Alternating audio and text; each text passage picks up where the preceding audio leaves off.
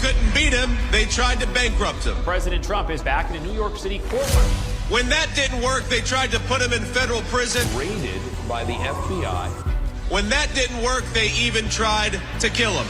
He just tried to kill President Trump. Donald Trump still stands, ready to fight, ready to win, and ready to make America great again.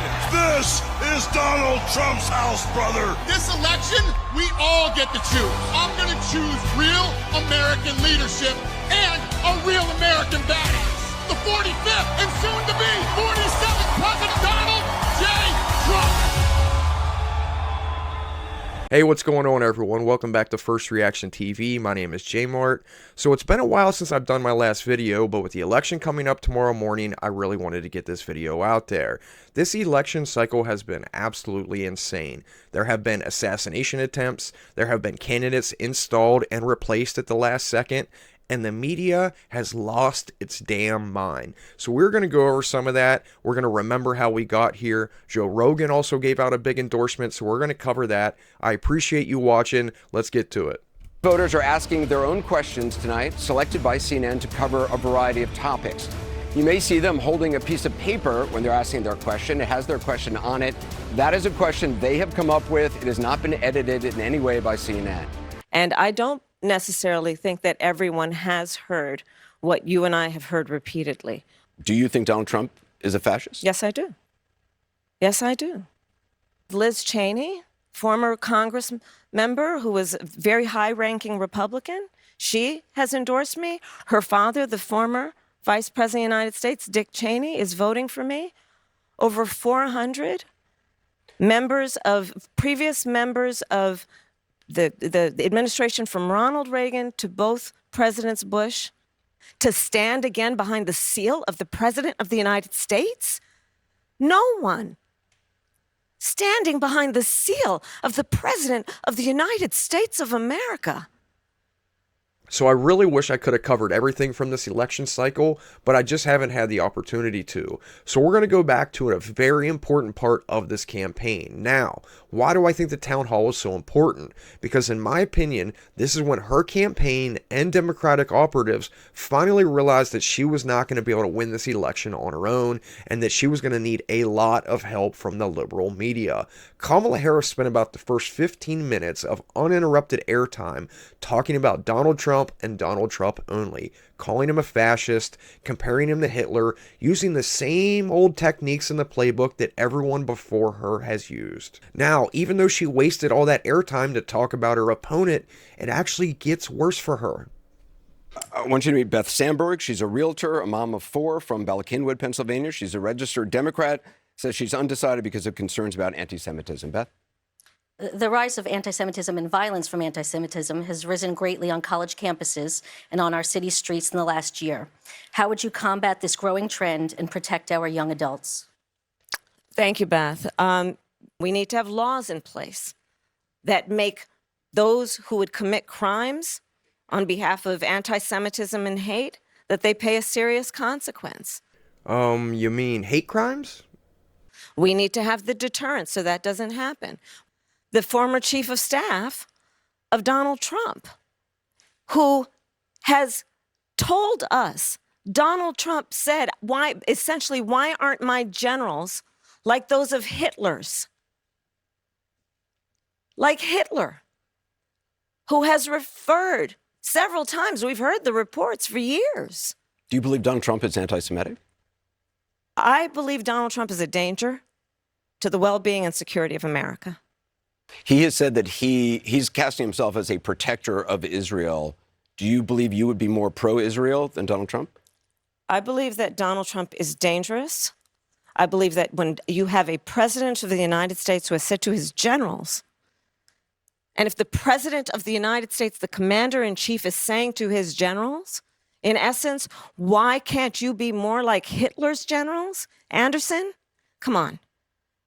Alright, so just in case anyone missed it, Kamala Harris talked herself into a corner yet again. She was just asked if she would be a bigger supporter for the state of Israel than Donald Trump would be. and she didn't answer the question. Compared to the guy that she just accused of being a fascist, being Hitler himself, and she can't stand up there and say that she would be a bigger supporter for the Jewish state. Now, that says more about her than it does about Donald Trump. So welcome to Delco. Thank you. Here in Delco, we pride ourselves on being authentic. Yeah. And much of what we have much of what you've been saying with regard to issues like law and order and fracking reflect a more centrist view than what people are used to hearing from Kamala Harris, leaving some voters to wonder about the authenticity of your current, more moderate positions. Can you talk a little bit about how your positions have shifted? Just to be clear, though, what he's referring to, and you point out, too, when you're running for vice president in 2020, you were not talking about banning fracking, but... No, Anderson, I pledged that I would not ban fracking. Right, I know. You said you would not ban fracking. Correct. You had said in the 2019 town hall, there's no question I'm in favor of banning fracking. In 2017, you talked about Medicare for all. You talked about 2019, you raised a hand in debate about if border crossings should be decriminalized. My question is this. If you could accomplish only one major policy goal that required congressional action, what would it be and why? Well, there's not just one. I have to be honest with you, Carol. What weaknesses do you bring to the table, and how do you plan to overcome them while you're in office? That's a great question, Joe. Well, I am certainly not perfect, so let's start there. And I think that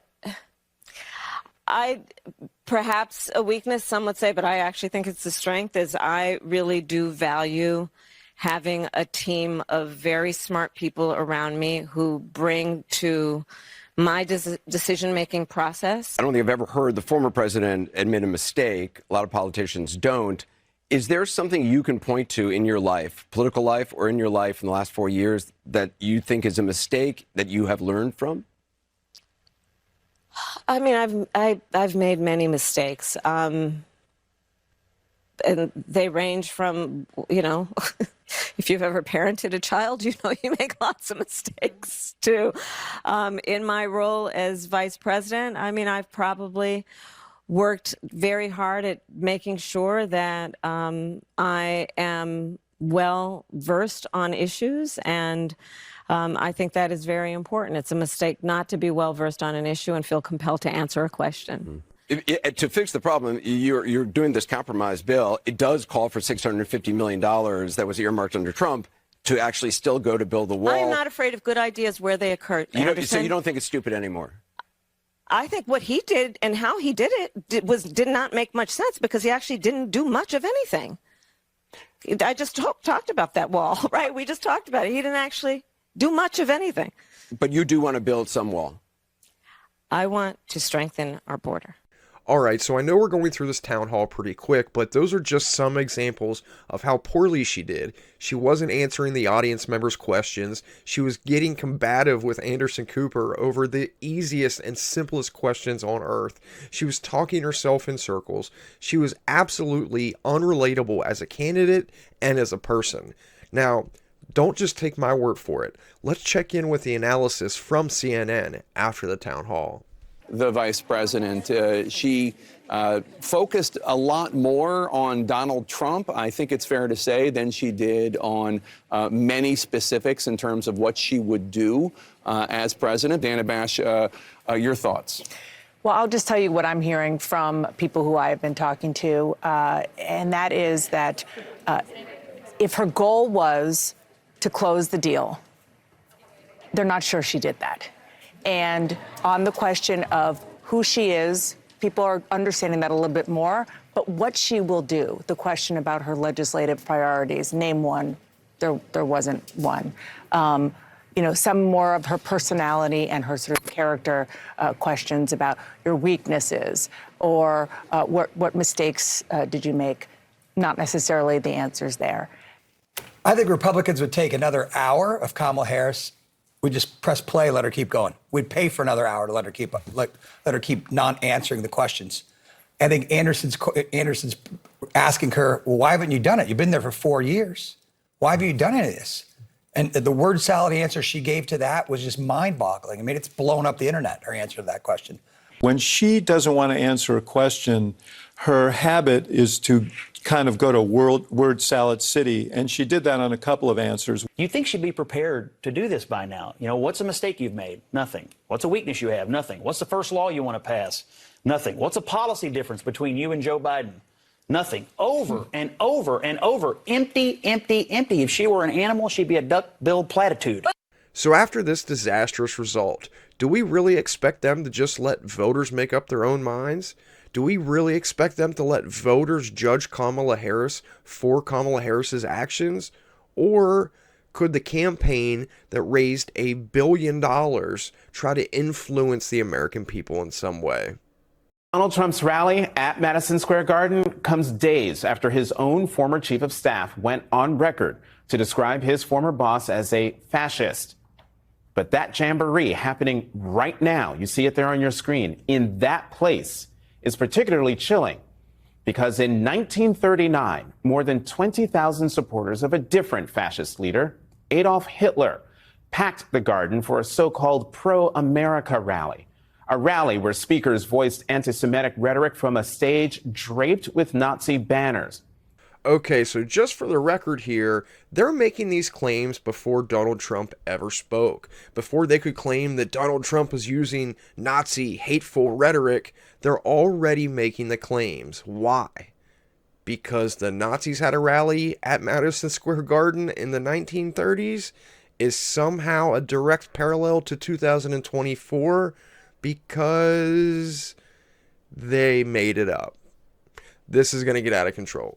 Although Donald Trump objects strenuously to people comparing him to Hitler, he is the one who has gone out of his way to use Nazi rhetoric, create a unified right, polluting our blood. Hitler's generals of vermin and blacks, Latinos. They're destroying the blood of our country. Misogynists to incite violence, racists. Mussolini, cold-blooded killers. Radicalized people. Hitler, bad genes. You racist, radicalized people. Animals. You know, latent, angry vermin or the Fuhrer. They're not humans. Poisoning the blood or poisoning the blood of our country. Be violent segment of society. Stalin and Mussolini. And why does Trump sound like Hitler? All right, so obviously the liberal media branded this thing a Nazi event, a fascist event, before Donald Trump ever took the stage. Hell, before a single speaker even took the stage. So let's go ahead and see what they thought after the rally, after Trump spoke. Let's see if things got any better in the media's perspective.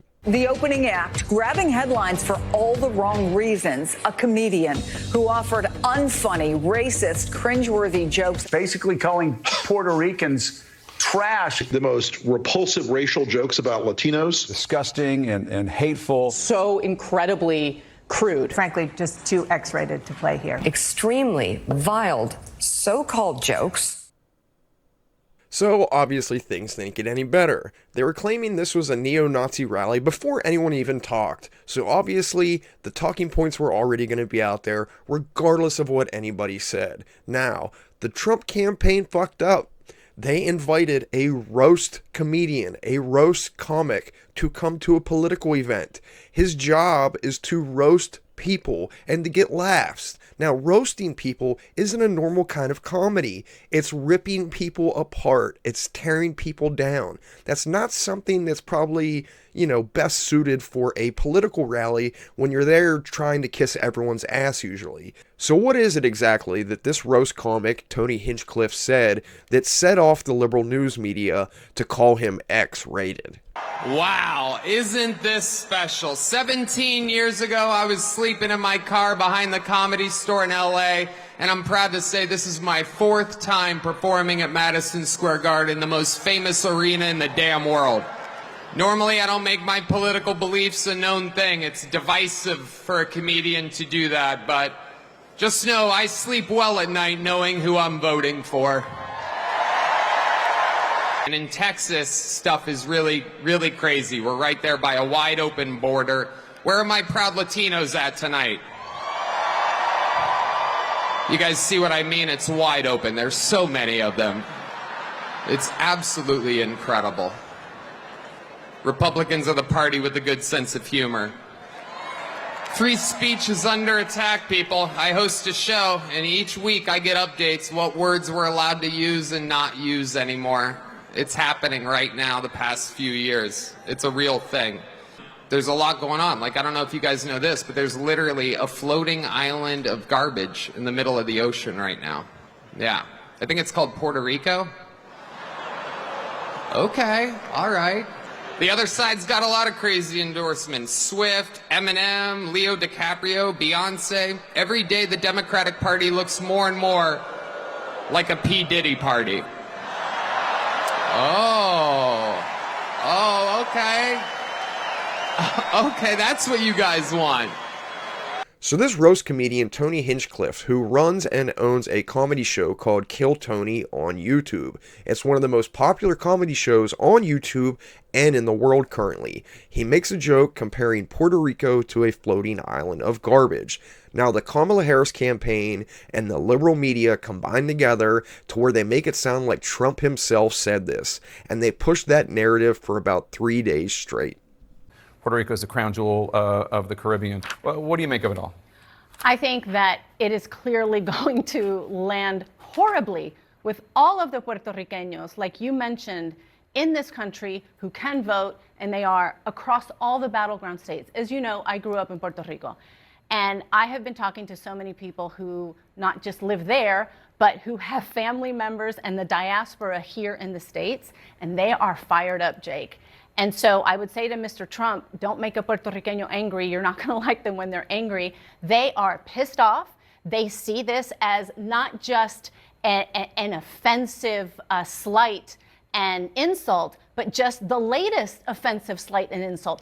There has, even Donald Trump himself has said something that you would view as offensive to Latinos. But the racist and inflammatory remarks at that 6-hour-long rally at Madison Square Garden, take it from someone who has reported from dozens of Trump rallies over the last 8 years. I was there covering Trump's packed event last night, and I'm not sure I've ever witnessed anything like it. I spoke to multiple sources today who agreed with me. Just last week, Donald Trump himself said that America's a garbage can. He literally equated our country to a garbage can. Those were his words. So I think it's hard to be offended by the words of those around him and not by him himself.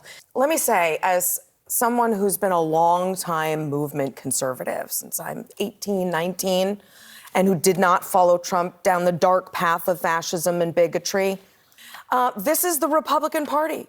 This is so beneath anything we should be doing in our political discourse. And it's not happening on the ground. It's not happening in the basement. It's happening at the presidential level. The guy who is the nominee for the Republican Party. At Madison Square Garden, he reminded us who he really is and how he really feels.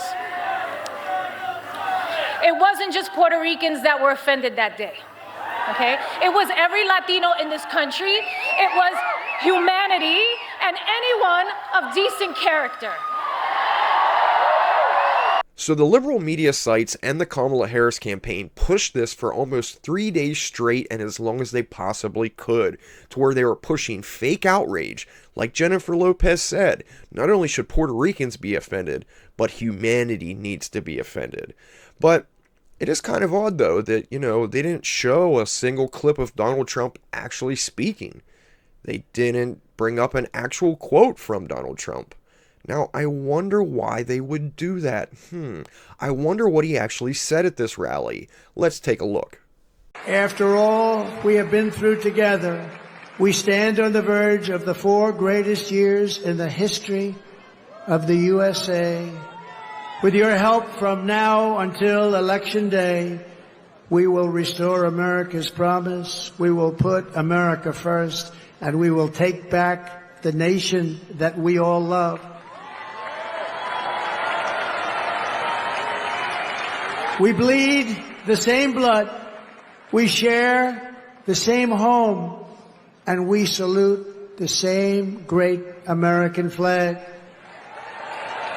We are one people, one family, and one glorious nation under God. We will never give in, we will never give up, we will never, ever back down, and we will never, ever, ever, ever surrender.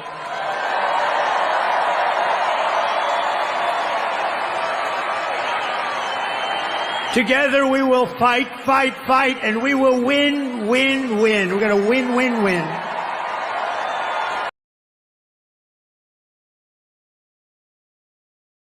This is why media distrust is currently at an all-time high, because they will tell you he's a Nazi, they will tell you he's a fascist, they will tell you he's racist, but they won't show you exactly what he said or did. They won't show you full videos of Donald Trump giving this speech. This was one of the most unifying speeches he's probably ever given, and at the same time, they're sitting back, calling him a racist and a Nazi behind the curtain. They don't want you to see this, and this is why nobody believes the media anymore. Now, once again, this fake outrage story did get pushed as long as it could, but once again, now we're about 5 days before the election, and this fake outrage could only last until the next fake outrage story broke.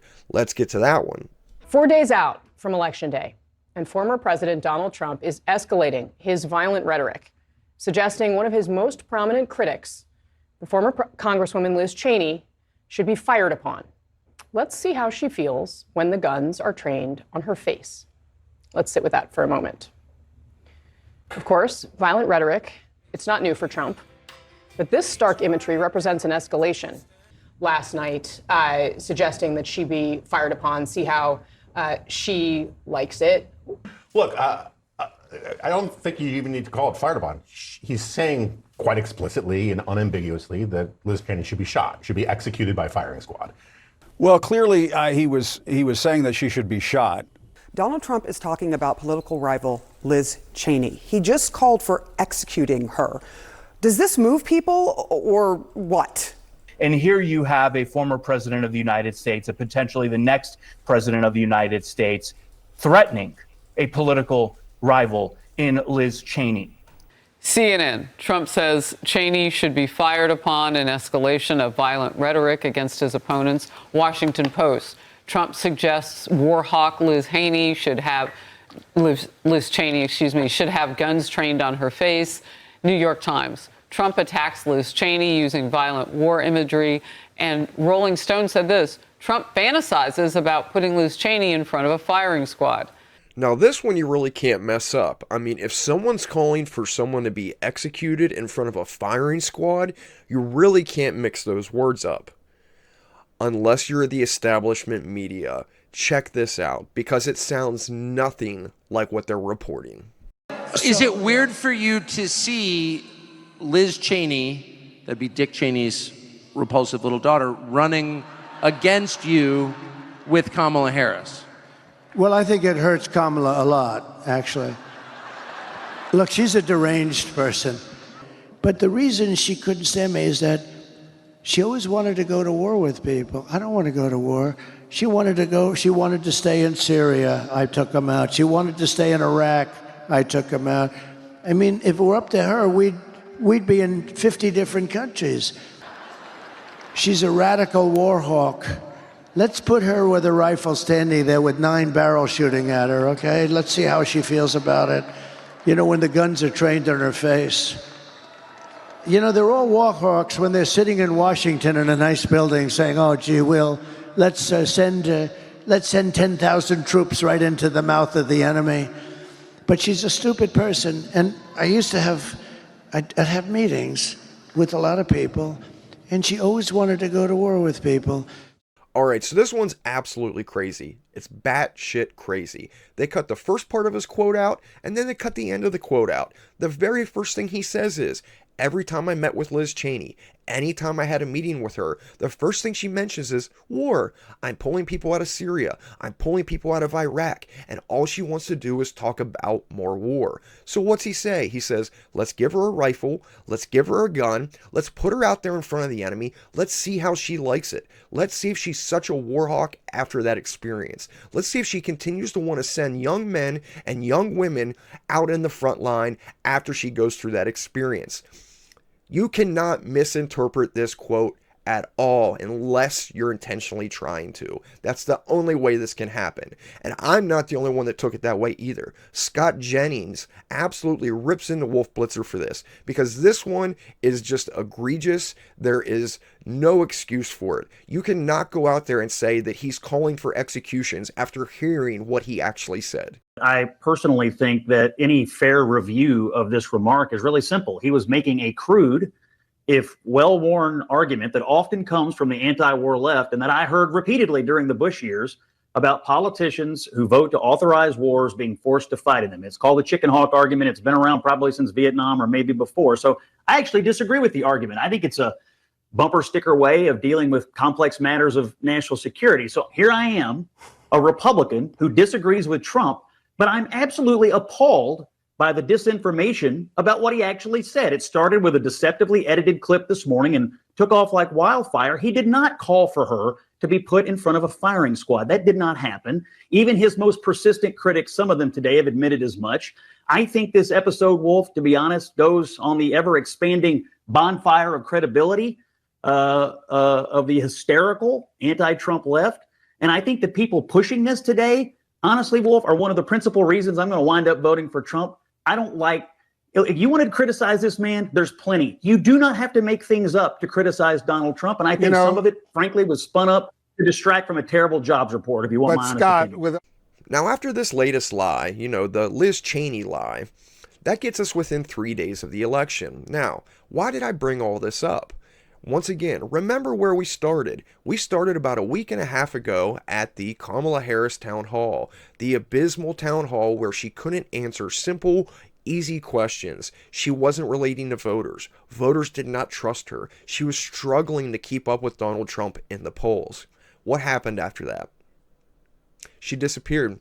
No more town halls, no more hard interviews, and the media absolutely pounced on Donald Trump by playing videos that were taken out of context, by playing misleading quotes, misleading texts, misleading videos.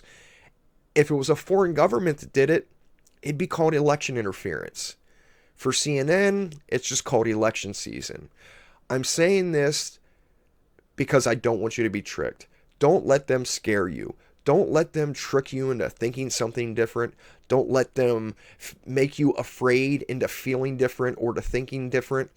If you're happy with this administration, by all means, go vote for Kamala Harris. If you were happy with the COVID lockdowns, with the masking up of 2-year-olds and 3-year-olds for daycare and preschool, go vote for her. If you were happy with the Afghanistan withdrawal, go vote for her. If you were happy with the border, go vote for her. If you weren't happy about those things, then she does not deserve a promotion or a raise. That's the last thing she needs.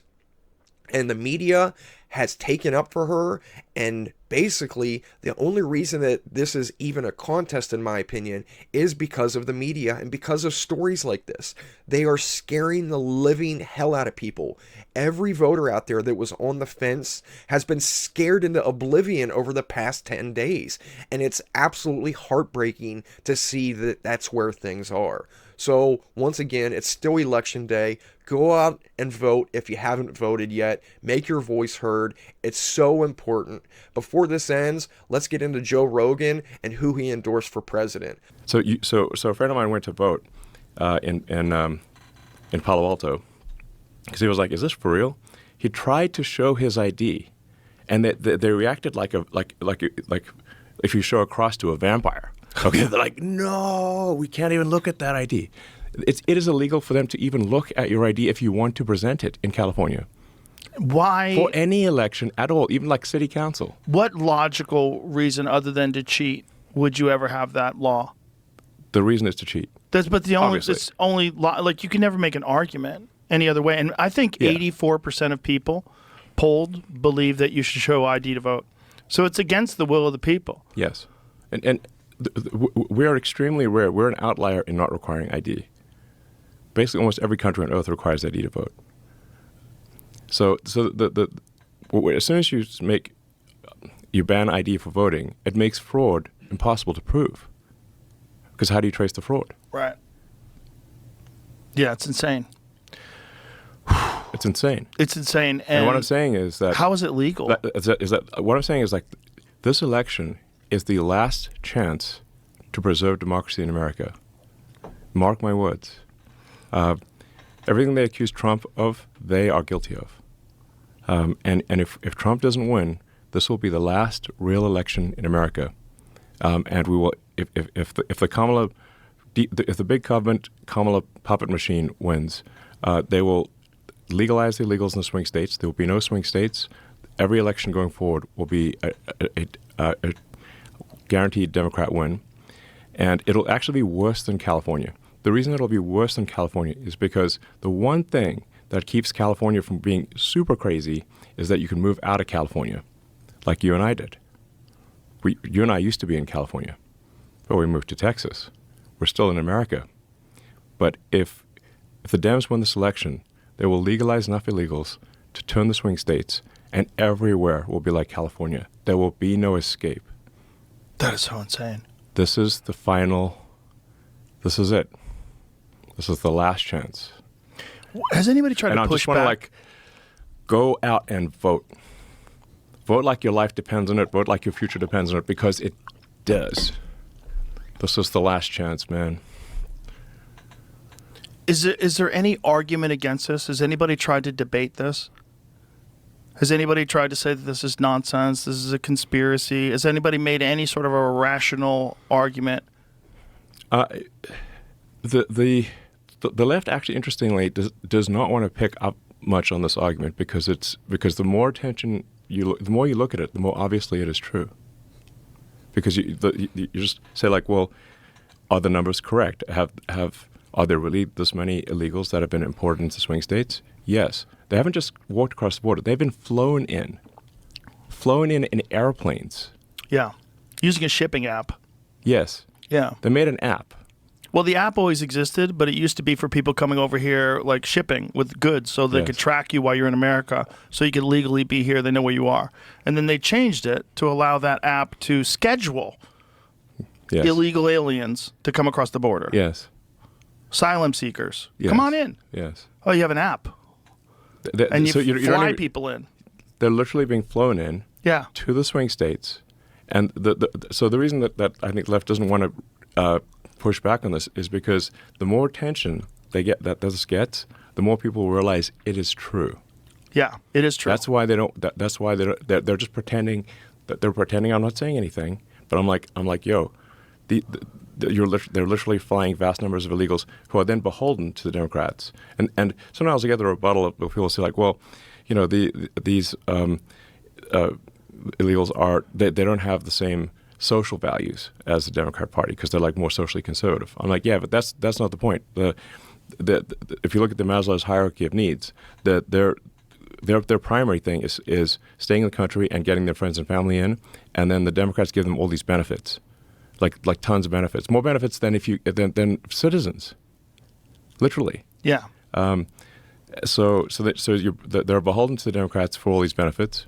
They want to get their friends and family in, which the Democrats support and the Republicans don't, so they vote Dem.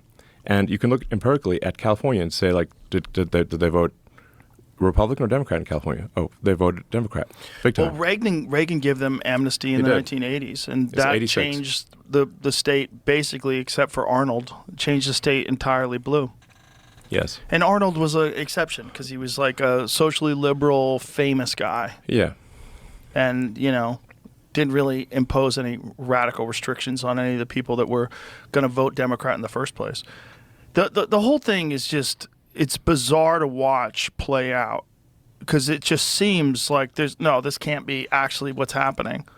Did you see my conversation with Fetterman about it? Yeah. He was completely in denial about it. I don't think there's that level of organization. I'm like, what are you talking about? Exactly. Just because you can break it down. So like, are any of these numbers wrong? Because we got these numbers from Homeland Security government.gov. Okay. Right. So we got it from the .gov website. Has the government reported these numbers incorrectly? No, they have not. Those numbers, if anything, are low. So they have in fact flown vast numbers of illegals to swing states. Yeah. Bypassing the border entirely. And so that is factually true. Then you can say like, well, what is their probable voting pattern? Overwhelmingly Democrat into swing states.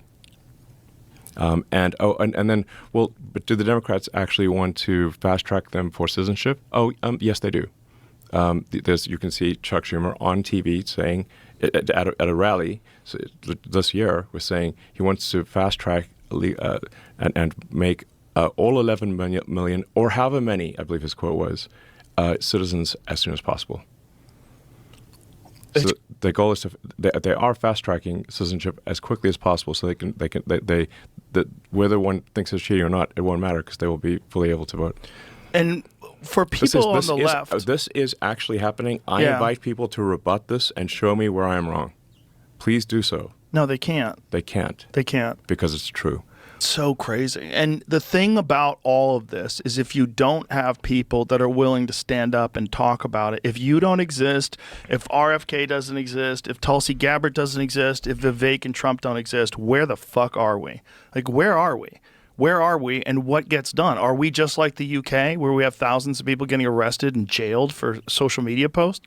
Like, where are we? We have complete silencing of any dissent, anything.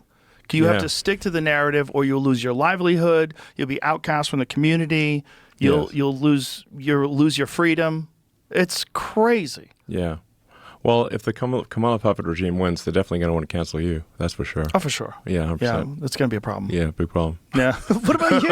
You're going to come for you first. No, I'm like, I think I'm probably number 2 on the list. Yeah. After Trump, yeah. Yeah, I think so. Yeah. Well, that's the last thing they want is someone with unlimited resources and intelligence attacking it. So people go, wait a minute, that guy's saying that? And just like that, Joe Rogan officially endorses Donald Trump.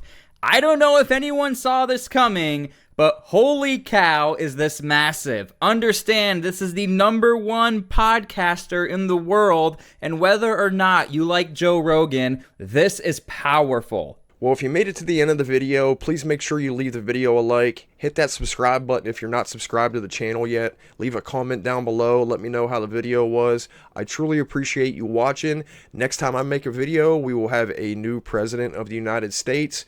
Remember, go vote. Take anyone and everyone that you can out to the polls. If they need a ride, help them out. Give them a ride. Thanks again for the watching. Thanks again for the support. Peace.